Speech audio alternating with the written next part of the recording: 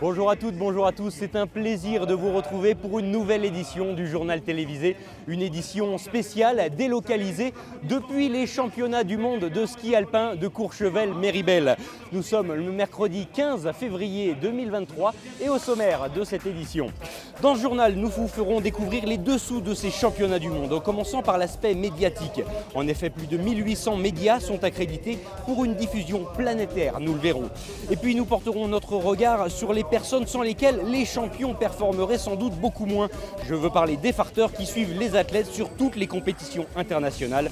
Lucas Ruche a notamment rencontré l'équipe de Roman Miradoli, reportage à suivre. Mais on commence donc cette édition avec un regard des plus internationaux sur ces championnats du monde. En effet, selon les pronostics, pas moins de 500 millions de téléspectateurs vont profiter de ces compétitions à travers de 1000 heures de retransmission. Une couverture XXL et sur laquelle Lucas Ruche a jeté son dévolu. On regarde ce reportage. L'événement pourrait réunir jusqu'à 500 millions de téléspectateurs durant toute la compétition. Retransmis dans plus d'une centaine de pays, les mondiaux de ski alpin 2023 résonnent comme l'événement sportif de ce début d'année. Et pour que l'événement soit une réussite, cela passe par une large couverture médiatique. En effet, plus de 800 personnes, journalistes comme techniciens audiovisuels, sont accrédités pour cette compétition à l'aura internationale.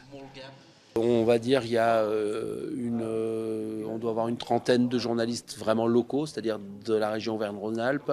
On a 80-90 journalistes français et puis le reste c'est beaucoup d'Autrichiens, d'Allemands, de Suisses bien entendu, quelques Anglais, quelques Américains, quelques Japonais et puis on a 2 journalistes du Ghana qui vont arriver en deuxième semaine. Le ski alpin s'est désormais démocratisé. Et même si, durant ces mondiaux, les journalistes européens restent majoritaires, certains reporters sont venus de loin pour documenter la compétition. Les skieurs japonais sont très populaires dans notre pays. Alors forcément, nous devons mettre en avant cette compétition internationale. Comme ça, beaucoup de jeunes japonais pourront suivre les nombreuses épreuves. C'est une grande opportunité pour nous. Pour le journaliste savoyard Édouard G, c'est par conséquent un véritable retour aux sources. Après avoir suivi pendant près de 20 ans les précédents championnats du monde de ski. En 2009, j'avais fait les championnats du monde à Val d'Isère et j'avais eu des échanges avec Jean-Claude Killy qui m'avait dit « Petit, des championnats du monde à la maison, t'en vivras pas beaucoup, donc savoure chaque course. » Et vu que j'ai la possibilité d'en vivre une deuxième fois, j'ai demandé à ma rédaction de me détacher pendant une quinzaine de jours sur ces championnats du monde. Après la réussite médiatique des championnats du monde de ski alpin de Courchevel-Méribel 2023, la France s'apprête à accueillir en automne prochain la Coupe du monde de rugby, avant l'apothéose en 2024 et les Jeux olympiques d'été à Paris. Ils sont le plus souvent dans l'ombre des skieurs professionnels. Pour autant, leur mission est prépondérante. Les techniciens des équipes nationales ont l'importante tâche de préparer, farter et affûter les skis des grands champions. Lucas Ruche les a rencontrés. On regarde ce reportage. Depuis le début des mondiaux de ski alpin, ces drôles de conteneurs ont fait leur apparition en plein milieu de la station de Méribel. Ils abritent les techniciens des différentes nations en charge de préparer les skis des nombreuses athlètes féminines. Dans le box 42 réservé à l'équipe de France, Bob et Mirko ont du pain sur la planche. Durant toute la compétition, ils fartent, liment et affûtent les nombreux skis mis à leur disposition. Et si d'apparence le travail semble simple et répétitif, il relève pourtant de tout un savoir-faire. De toute façon, c'est tout à la main, ce qu'on fait. À la main, je dis ou à la main, préparation à la lime ou à la machine, mais ça reste tout artisanal, oui. Comme tous les skieurs, les techniciens ne chôment pas. Ils doivent s'occuper d'un large panel de skis, comme par exemple ici ceux de la skieuse au Savoyard de Roman Miradoli. Là, c'est ma série de ski de géant pour la prochaine semaine en technique, qui fera géant. J'ai eu mes skis de combiné, 4 personnes, mes skis de descente de 18 et mes skis de super G de 12. Voilà, mon panachage de ski. Souvent minimisée, la relation entre le skieur et son technicien est primordiale. C'est aussi elle qui permet de mettre en confiance l'athlète avant chaque épreuve. On parle des fois pas assez d'eux, je pense, on les met pas assez en avant, mais c'est les hommes de l'ombre qui préparent les skis qu'on a au pied qui font que l'on va vite.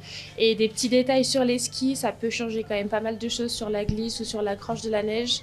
Et du coup, c'est hyper important d'avoir des skis qui vont bien en fonction de la neige, qui nous correspondent à nous, parce qu'aussi on a chacune des réglages différents, donc très très important.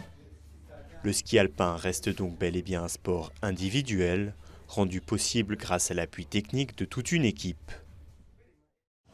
Et pour évoquer les différents aspects de cette grande et belle manifestation, j'ai le plaisir d'être accompagné par monsieur Bernard Fronte. Bonjour Bernard. Bonjour. Vous êtes le président du comité d'organisation de ces championnats du monde de Courchevel-Méribel. Mais on peut le dire, même si les 12 journées de compète ne sont pas encore terminées, le pari semble d'ores et déjà gagner du côté organisationnel. Alors bien évidemment, ce pari qui était de réaliser ces championnats du monde sur 2 sites, c'était un défi qui était majeur, mais qui s'est super bien organisé. Le travail en collaboration avec les 2 collectivités, bien évidemment, mais aussi avec l'appui et de la FIS et de la Fédération française de ski, nous a permis d'imaginer cet événement qu'on livre aujourd'hui et qui est une réussite totale. On l'a vu, une couverture médiatique également exceptionnelle, à grand renfort de dizaines de caméras, de drones, des moyens vraiment novateurs. On s'aligne presque sur un élan médiatique digne des Jeux Olympiques. Il y a encore matière à amélioration pour les hypothèses si prochaines vous éditions. voulez, dans toutes les organisations, quand on est le dernier organisateur, évidemment, on a toutes les dernières technologies.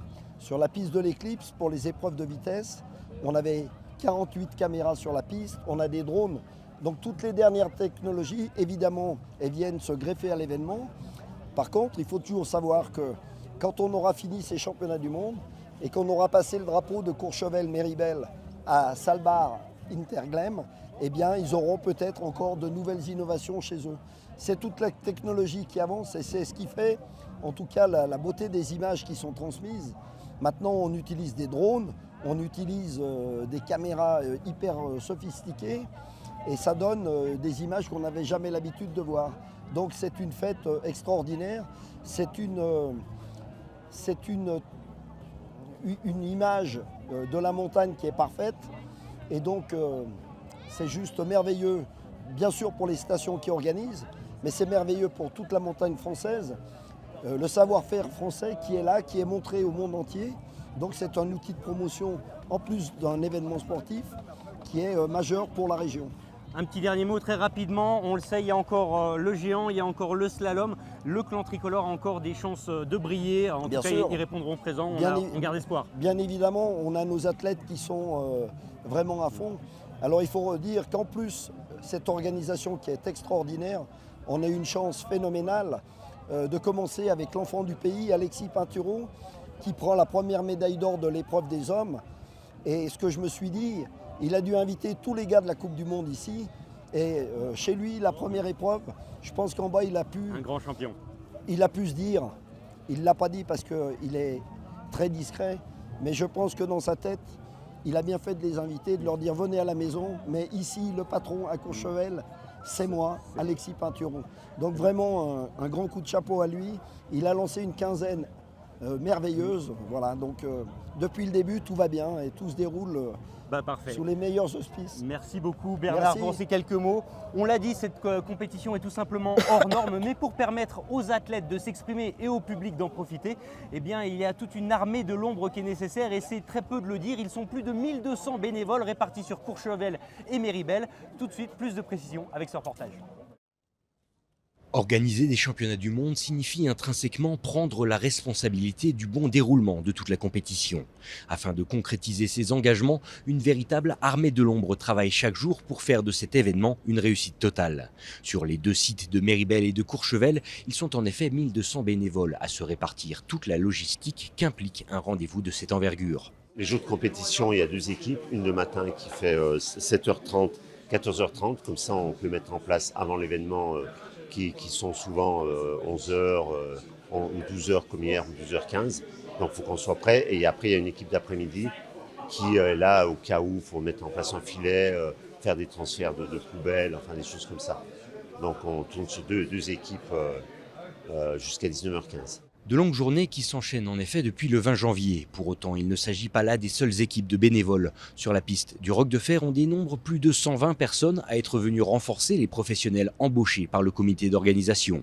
Des passionnés qui ont tous été sélectionnés avec attention afin de faire honneur au savoir-faire français dans l'organisation de ces grandes compétitions. Donc on a des équipiers qui sont plutôt affectés au travail sur piste, d'autres sont plutôt affectés au lissage, d'autres pour mettre la couleur, d'autres qui sont affectés à ce qu'on appelle le GGN, c'est pour nous les gens, les personnes qui interviennent sur la piste en cas de chute, s'il y a une porte ou une banderole qui est partie. Donc tout ça, ça fait effectivement tout un ensemble de missions qui sont remplies avec beaucoup d'enthousiasme par tous ces équipiers. D'ailleurs, si la plupart des bénévoles sont des habitants de la vallée, d'autres sont en revanche venus de loin pour vivre ces moments uniques. Déplacement depuis l'Ardèche, oui, mais déjà l'année passée j'avais participé aux finales de Coupe du Monde, donc ça m'avait donné déjà une première expérience. Et on a travaillé pas mal sur la piste, j'ai fait beaucoup de lissage, de l'entretien de porte, de l'entretien de piste, donc de la préparation, et ça c'était formidable, poste de filet de sécurité, c'est participer à un tel événement, pour nous ça a été, pour moi ça a été une expérience extraordinaire. Ça se passe très bien, je souhaite à tout le monde de participer à ce genre d'expérience parce que en fait, quand on est passionné d'un sport tel que le ski, il n'y a pas mieux que de se retrouver au cœur de ce métier-là, avec tant de professionnels qui nous entourent. C'est que du plaisir. Un vrai engagement et sans lequel il serait aujourd'hui bien difficile de concrétiser des rêves aussi ambitieux que ceux d'organiser des championnats du monde de ski alpin.